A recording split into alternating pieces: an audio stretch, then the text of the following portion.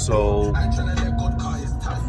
God put I don't want to call it a ministry, but he gave me a mission, and that is to speak about my process in this path of serving him and just, living a life for Christ.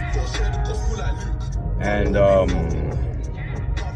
at first I was like, okay, cool, because I have gone through a lot of things. I have a lot of experience in a lot of things, in life.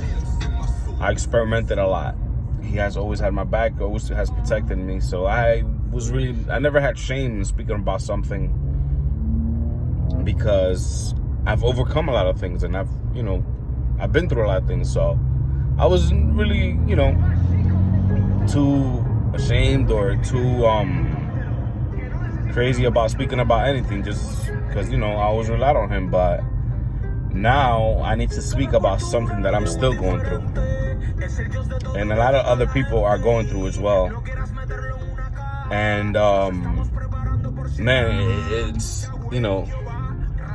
this is when it gets, in the beginning, when you're going through the process of serving God, and starting off is really raw. It's raw, and you struggle with a lot of things, and with time, eventually God starts working in those certain places in your life. And a lot of people battle with different things, whatever it is: drug addiction, sex addiction, hypocrisy, just there's a whole bunch of things. You know how many people there are in the world, so you could only imagine how many things independently people battle with. Some people battle with more than one things. And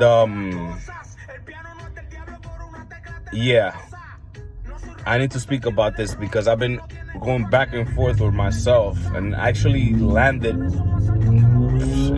in a dark place just because I've been just going away and just not. You know what, bro? Let me just get to the point.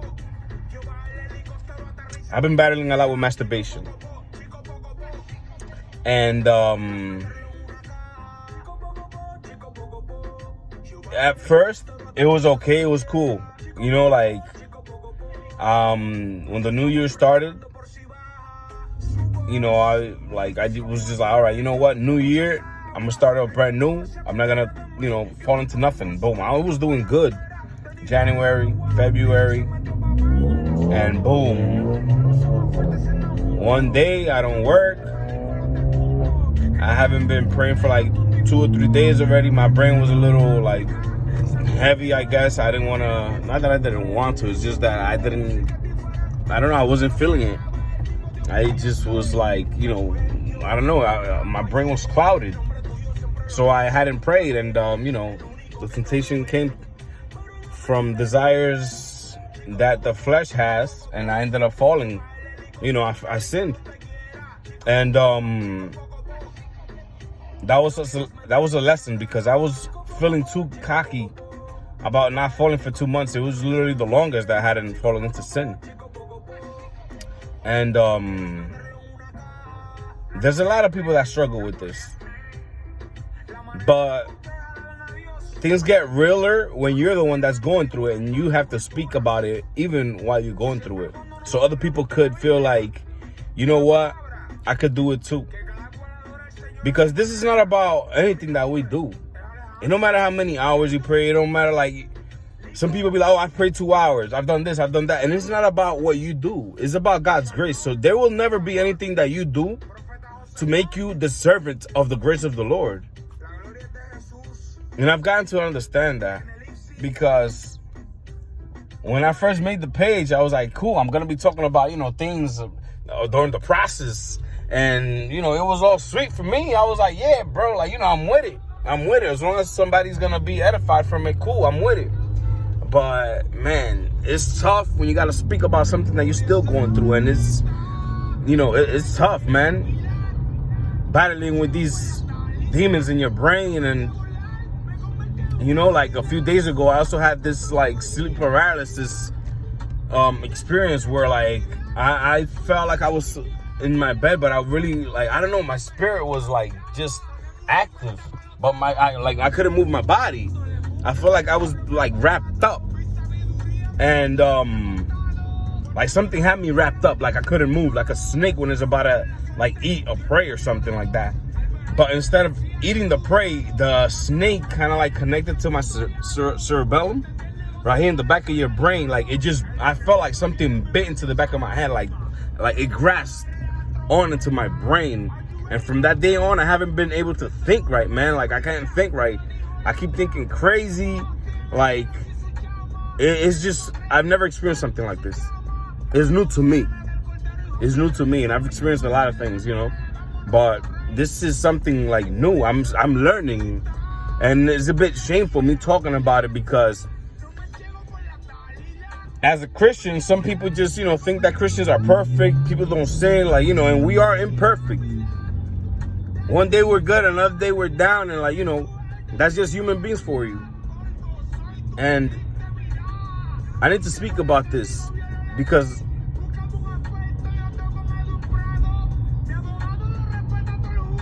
we're getting into a time where we don't speak much about liberation. And Christians being demonized, yes. There's Christians in church that are demonized. There's men, there's women battling with lust heavy in the church. There's people that are really, really battling with their flesh, and they don't know what to do. It's embarrassing to talk about it because of what I just said. Christians are seen a certain way, and we can't, you know, we got to be perfect.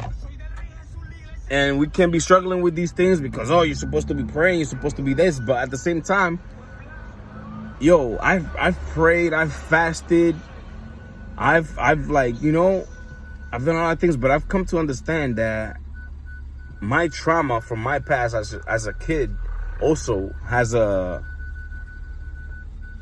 number to play in this whole situation, you know?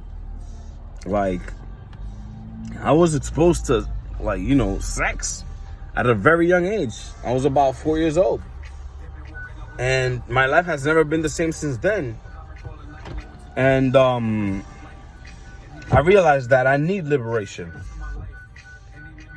You could be a Christian, you could go to church as many times as you want, you could like do whatever you can, but there are things that you have to renounce. You need to know your background, like you need to know who you are, you need to know what you have experienced.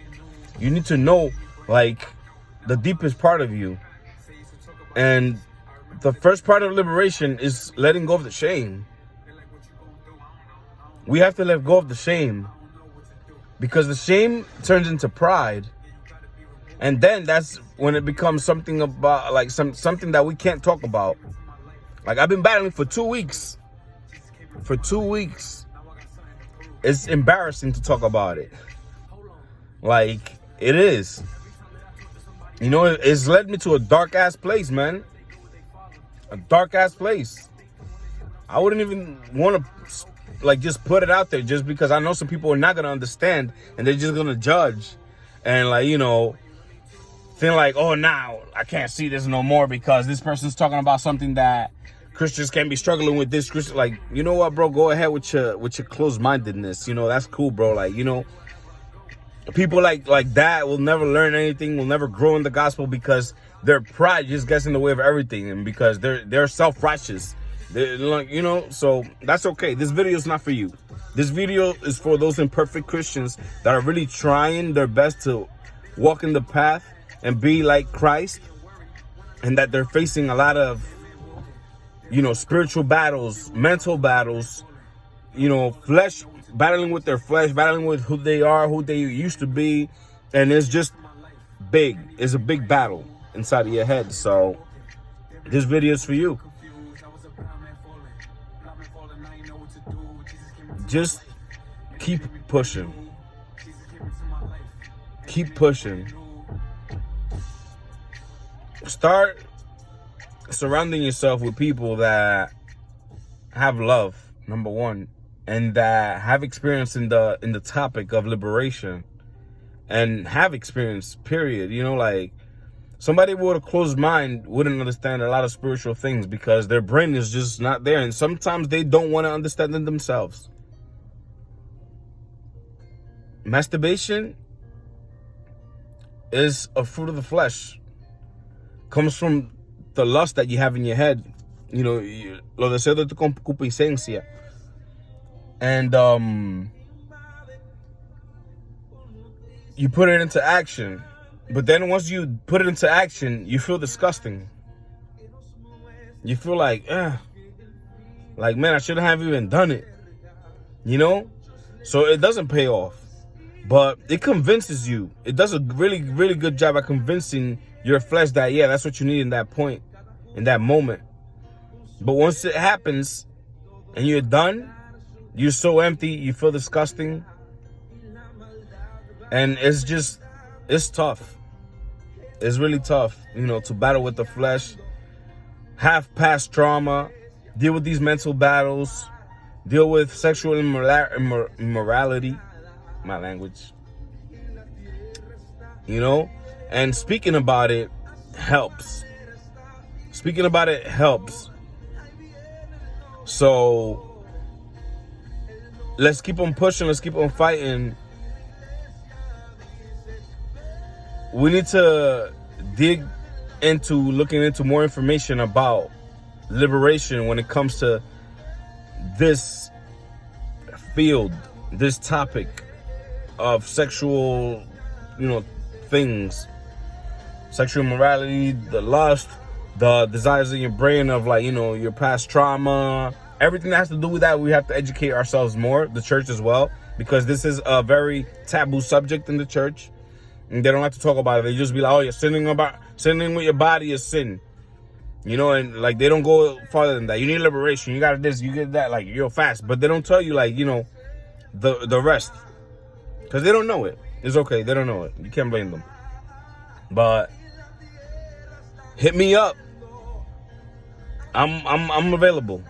I'm available. I'm gonna probably put my information out just so we communicate. We can pray for each other. We could educate ourselves more on what, like, you know, where this comes from, what we got to do to, you know, fight it off, of, you know, different ways that we could cope.